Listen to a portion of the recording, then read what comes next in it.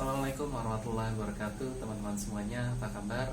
Selamat datang di channel YouTube Andy Surya Remaja. Semoga kita semuanya dalam keadaan sehat walafiat dan semoga dalam lindungan dari Allah Subhanahu Wa Taala. Hari ini kebetulan saya ada di sebuah hotel yang disebut atau diberi nama dengan Green Peak, ya, di daerah Mega Bendung sebelah sana yang menuju ke Cisarua. Nah, teman-teman, izinkan saya mencoba saja, ya, mencoba untuk sharing, ya. Jadi dapat ide juga dari video-video yang lain tentang review ataupun tentang membahas ataupun membedah sebuah bisnis dari sisi yang memang saya ketahui, yaitu sisi manajemen keuangan. Nah, kali ini saya akan mencoba membahas dengan pengetahuan saya setiap tempat yang akan kita akan kunjungi.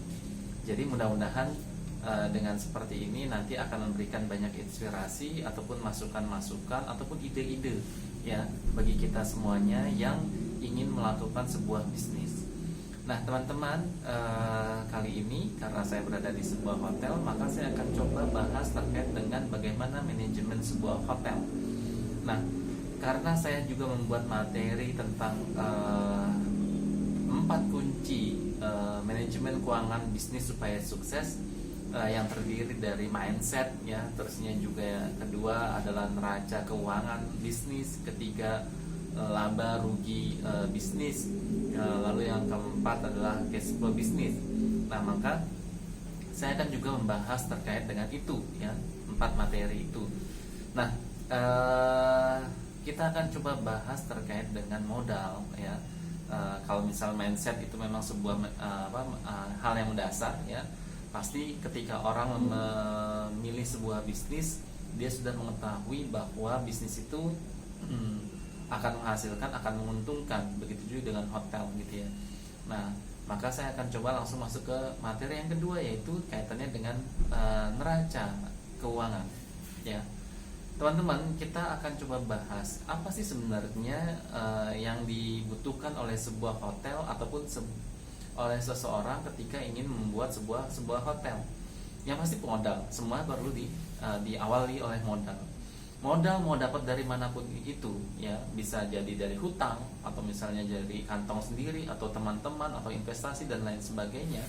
Maka itu menjadi sumber, ya, sumber pendanaan, sumber uang yang akan kita gunakan untuk membuat sebuah bisnis. Nah, dalam hotel ini, maka modal terbesar yang akan digunakan adalah untuk membangun semua sarana dan juga prasarana kaitannya dengan hotel. Semakin baik hotel itu, maka semakin baik fasilitasnya dan juga berarti semakin besar modal yang dibutuhkan, ya. Nah, jadi yang pertama adalah teman-teman, modal yang dibutuhkan oleh sebuah hotel itu akan digunakan untuk membangun sebuah infrastruktur, ya, dan baik utama maupun penunjangnya. Misalnya, ya, gedung hotel itu sendiri, kamar-kamarnya, room-roomnya, gitu ya, lalu fasilitas AC, gitunya, lalu liftnya, gitu, terusnya juga kolam renang atau misalnya kebun, restoran dan yang lain sebagainya, ya, parkir dan lain sebagainya. Itu semuanya digunakan untuk berarti yang kita namakan aset tetap, ya. Jadi modal yang dimiliki oleh hotel ini digunakan untuk membangun sebuah hotel, aset sebuah hotel, ya. Lalu digunakan untuk apa lagi? Pasti digunakan untuk operasional awal, ya kan, merekrut karyawan, ya, terusnya juga menyiapkan perlengkapannya, kantornya dan yang lain-lainnya, gitu ya. Kendaraan mungkin kalau misalnya juga kendaraan dibutuhkan, gitu. Lalu semua hal-hal yang terkait dengan persiapan ketika hotel ini mau dibuka, termasuk perizinan dan yang lain sebagainya. Nah, kalau sudah tercatat semuanya, teman-teman, ya, itu semuanya sudah harus tercatat, ya, modal yang dimiliki, ya, yang didapatkan itu harus semua harus tercatat dengan baik, ya. Jadi asetnya itu berapa, gedungnya itu berapa nilainya gitu ya. Jangan sampai ada yang tercecer sedikit pun gitu ya, karena itu akan mempengaruhi laba rugi kita ke depannya. Nah, kita dapat sudah neraca ya, berarti ya bahwa modalnya ya digunakan untuk aset itu ya, untuk hotel. Nah, lalu kaitannya kita dengan laba rugi. Kita akan membahas pendapatan dari sebuah hotel. Teman-teman, seperti yang kita ketahui bahwa pendapatan utama dari sebuah hotel adalah dia menyewakan ruangan ya, menyewakan ruangan, lalu menyewakan tempat untuk untuk event gitu ya, untuk pernikahan, untuk meeting, untuk conference dan lain sebagainya. Nah, itu menjadi sebuah pendapatannya. Tapi jangan lupa di pendapatan itu pastinya ya price list yang diberikan dalam sebuah paket itu, maka akan terdapat diskon ya. Jadi banyak biasanya perusahaan-perusahaan yang sudah kerjasama gitu ya untuk menggunakan ini, maka akan mendapatkan diskon. Nah, ini tidak boleh dilupakan. Jadi ada pendapatan dikurangi diskonnya terlebih dahulu ya. Pendapatan diskon berarti pendapatan kotor dapatnya. Nah, lalu biasanya tambah pajak gitu ya. Nah, itu nanti berbeda lagi. Nah, lalu teman-teman yang harus diperhatikan setelah mendapatkan pendapatan, mereka menentukan nilai harga sewa setiap kamar itu tidak lepas dari yang namanya HPP, harga pokok penjualan. Nah, di sini yang dijual apa, yaitu kamar, ya kan? Nah, maka teman-teman semuanya, yang menjadi harga pokok sebuah kamar itu harus kita lihat apa saja sebenarnya gitu loh. Yaitu yang berkaitan dengan bagaimana seseorang ketika misalnya menyewa sebuah kamar, yang harus dikeluarkan itu apa saja. Nah, jadi teman-teman, tadi kan kita bahas ya permodalan itu ya, permodalan untuk membuat sebuah kamar gitu ya. Misalnya membuat gedung hotel, maka kan di hotel itu ada kamar-kamar. Nah, jadi teman-teman, cara menentukan biaya per kamar itu yang pertama kali adalah ditentukan biaya kamar ruangannya. Caranya menentukannya seperti apa? Ya, gampang. Modal yang digunakan untuk membangun ini semuanya itu berapa? Ya. Lalu mau disusutkan atau mau depresiasikan atau mau dihitung ini selama berapa lama? Itu biasanya ditentukan ataupun diambil dari berapa lama biasanya bangunan ini bisa bertahan. Nah, biasanya 15 tahun atau 20 tahun atau 25 tahun ya. Jadi kalau misalnya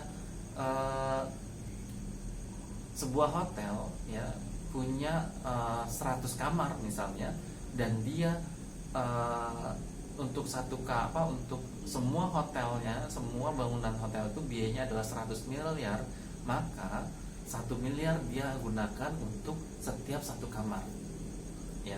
Itu semua setelah dihitung dengan berbagai macam biayanya ya, untuk membangun sebuah 100 kamar dengan fasilitasnya semuanya itu berapa. Nah, ketika kita sudah tahu bahwa 100 kamar itu, satu kamar itu adalah 1 miliar misalnya gitu ya, maka 1 miliar itu kita bagi selama 20 atau 25 tahun ya. Nah, kita akan temui dibagi per bulannya dan juga bahkan sampai dengan per harinya ya. Jadi 1 miliar tadi yang dia bernilai untuk 25 tahun, lalu kita bagi per hari ya, 365 hari dibagi berapa? Dibagi 25 tahun. Dikali 25 tahun, maaf. Ya, jadi akan ketemu tuh angkanya. Nah, artinya kita sudah tahu tuh HPP ataupun biaya ruangannya sendiri per harinya itu berapa. Oke. Dapat ya. Nah, dari perharinya itu berapa, maka kita akan tahu, kita akan tambahkan lagi dengan biaya-biaya ketika ada orang yang yang menginap di situ, apalagi yang biaya dikeluarkannya. Ya misalnya ya, yang misalnya adalah sabun, lalu apalagi sikat gigi, handuk gitu ya, terusnya juga spray gitu ya, terus juga AC-nya ya, listriknya, ketika sehari itu berapa, itu bisa dihitung semuanya gitu ya. Terusnya juga biaya housekeepingnya gitu ya, sampai dengan biaya makan per orangnya ya, ketika dia makan pagi. Nah, itu semuanya dihitung dan itulah menjadi HPP-nya. Jadi ketika ada satu kamar yang digunakan ya, disewa, dan semua biaya yang dikeluarkan dengan adanya orang itu menyewa ya, maka itulah yang disebut dengan HPP ya. Jadi ini sangat menentukan teman-teman semuanya ya. Ini sangat menentukan laba yang akan diterima oleh hotel ini. Jadi ketika pendapatannya sudah dapat tadi ya, perhitungannya harganya sudah dapat, lalu dikurangi diskon tadi ya, lalu dikurangi HPP-nya. Nah, barulah teman-teman setelah dikurangi HPP itu, maka dia harus dikurangi dengan biaya overhead yang lainnya ya. Apa kan, listrik misalnya kantor, listrik restoran gitu ya, listrik apalagi terusnya kalau berenang, perawatannya, karyawannya, SDM-nya, semuanya itu baru dihitung ya. Setelah itu dapat, barulah akhirnya teman-teman ya, itu akan ketahuan ya, berapa biaya ataupun yang keseluruhan dan berapa margin yang kita dapat. Nah, dengan menghitung biaya keseluruhan yang dibutuhkan ya, setelah setelah HPP tadi kita hitung semua overhead, misalnya karyawan, manajernya, direkturnya, market staffnya, securitynya dan lain sebagainya, semuanya itu dimasukkan, maka akan ketahuan ya, akan bisa dihitung berapa sebenarnya yang dibutuhkan oleh pihak hotel untuk dia bisa menutupi semua biaya yang dibutuhkan oleh hotel ini untuk bisa beroperasional selama 1 bulan ya. Nah, itulah yang akan menjadi ya target minimal yang harus dicapai oleh hotel untuk bisa beroperasional selama 1 bulan. Nah, setelah itu, setelah tahu ya BEP-nya, maksudnya ya biasanya itu disebut BEP-nya, break even point-nya, maka barulah ditentukan berapa margin yang ingin didapatkan dari hotel ini setiap bulannya. Tinggal dihitung saja gitu ya. Kalau misalnya maunya 30% dari pendapatan, ya bisa dihitung ya. Karena kan tadi sudah BEP-nya sudah ketahuan berapa. Nah, oleh karena itu maka tinggal akhirnya si owner ya, ataupun misalnya manajer atau misalnya direktur itu menentukan target-target yang harus dicapai. Setelah ditentukannya, pastilah akan keluar bagaimana cara mencapainya, ya kan? Cara mencapainya seperti apa, ya? Lalu strateginya bagaimana, gitu ya. Nah, itu saya nggak bahas ke sana, saya hanya bahas terkait dengan manajemen keuangannya. Nah, teman-teman, yang harus diperhatikan adalah setelah dapat ya, setelah ditentukan targetnya setiap bulan, terkait dengan berapa tamu yang harus dicapai, tamu-tamu mana saja yang harus dicapai, targetannya seperti apa aja gitu ya, itu bagian marketing. Nah, bagian keuangan bisa menentukan itu ya. Terusnya bagian keuangan bisa, kalau misalnya gajinya sekian gitu ya, itu harus capaian sekian. Kalau misalnya biayanya sekian tuh harus dapatnya sekian, pendapatannya sekian. Gampang kan? Bisa ketahuan semuanya kan ya. Jadi inilah kenapa akhirnya manajemen keuangan itu sangat penting ya, karena dari situ semuanya bisa ditentukan.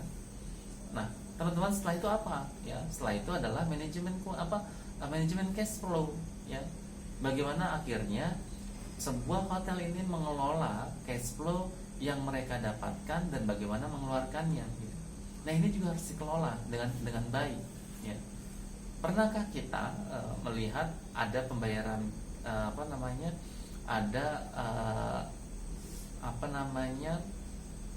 hotel ya yang melakukan pengelolaan keuangan secara cash basis ya? Kayaknya nggak ada gitu ya. Kayaknya nggak ada. Mereka mengolah semuanya sesuai dengan budgeting yang mereka miliki, ya. Jadi untuk melakukan sesuatu itu sesuai dengan budget mereka, ya. Sesuai dengan aturan ataupun jumlah yang mereka sudah tetapkan. Nah, perputaran itulah yang harus diperhatikan, ya. Jadi bagaimana akhirnya kebutuhan ya, setiap operasional yang bisa dilakukan, yang dibutuhkan untuk menjalankan sebuah hotel ini itu benar-benar diperhatikan, ya. Jangan sampai akhirnya ya setiap bulannya tidak bisa bayar gaji, tidak bisa bayar bayar kewajiban listrik dan lain sebagainya. Nah, ini yang teman-teman perlu kita perhatikan bersama, kita ambil manfaatnya, kita ambil faedahnya, kita ambil ilmunya gitu ya. Dan ini bisa kita jalankan untuk semua bisnis yang kita kelola. Nah, teman-teman sudah paham mudah-mudahan gitu ya. Tinggal kalau sudah ditentukan targetnya, pastinya ya si owner tinggal meminta laporannya saja, ya. Duduk santai, ya, menikmati hasil yang bisa dia peroleh. Itu saja. Terima kasih. Assalamualaikum warahmatullahi wabarakatuh.